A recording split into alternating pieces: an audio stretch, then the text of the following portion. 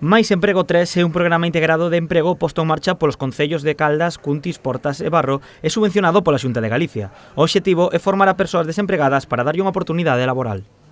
El objetivo final del programa es que las personas consigan acceder al empleo, ¿vale?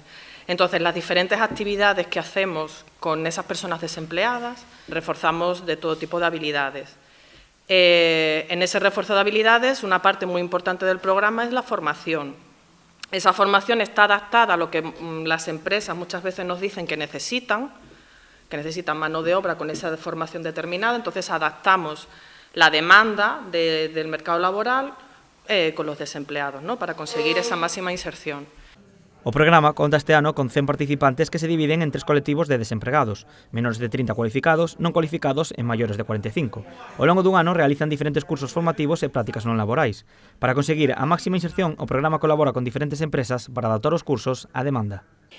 Y bueno, también hacemos prospección empresarial, nos ponemos en contacto con las empresas, hoy estamos aquí precisamente para eso también, de cada uno de los concellos. Y, bueno, pues hablamos con las empresas en el sentido de que realmente cuál es el perfil que necesitáis, cómo tiene que ser ese perfil. Entonces ponemos en marcha formación específica para cubrir un poco esos puestos del perfil demandado por vosotros, por las empresas que hai alrededor. O máximo de tempo que poden estar as persoas en prácticas é de 20 días. Polo de agora xa son 18 os desempregados que continúan traballando tras o período de proba, pero o programa ponse o reto este ano de conseguir un mínimo de 37 insercións laborais.